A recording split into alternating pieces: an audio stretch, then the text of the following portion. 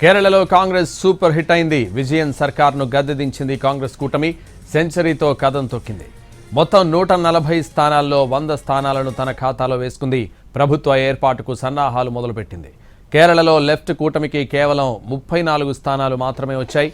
వరుసగా 2 సార్లు గెలిచిన లెఫ్ట్ కూటమి పక్కన పెట్టి ఈసారి కాంగ్రెస్ ఫ్రంట్కు అవకాశం ఇచ్చారు.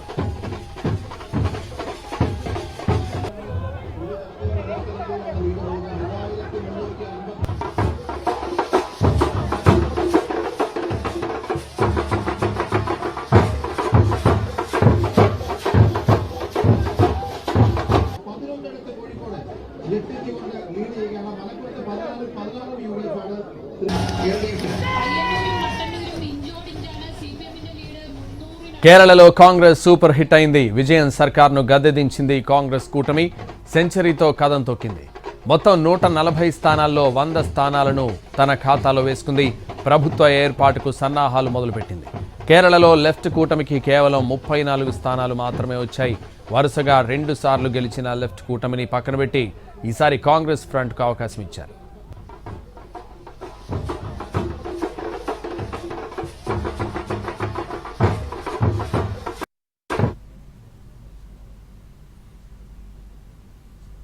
కేరళ ప్రజల నమ్మకాన్ని నిలబెట్టుకున్నామన్నారు కాంగ్రెస్ ఎంపీ శశి థరూర్. కాంగ్రెస్కు తిరుగులేని విజయం అందించారన్న శశి థరూర్ ప్రజల ఆకాంక్షలకు అనుగుణంగా పాలన చేస్తామని చెప్పారు.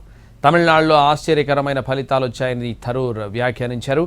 బెంగాల్లో బీజేపీ రావడం కూడా విచిత్రమేనని, ప్రజాస్వామ్యం గొప్పతనం ఇదే అన్నారు శశి థరూర్.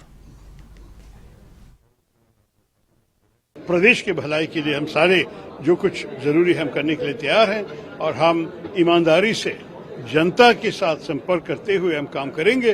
मेरे ख्याल में इस संदेश वो लोग स्वीकार करने के लिए तैयार हैं। तमिलनाडु में कहाँ है बीजेपी? आपको पता है कि वो टीवी के विजय का आश्चर्यजनक रिजल्ट था।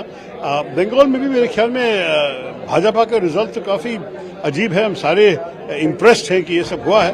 मेरे ख्याल में इस सबको बैठ के एनालिसिस करना पड़ेगा। मेरा ध्यान तो यही था केरल में, तो मैं ज्यादा नहीं कमेंट्री देना चाहता हूँ, टिप्पणी नहीं करना चाहता। मैं सिर्फ ये कहूंगा कि हमारे लोकतंत्र के यही सौंदर्य है कि हमारे लोग उनका मन, अपना मन जानते हैं और वो तय करते हैं कि उनकी किस्मत किसके अपने ही हाथ में ले ले।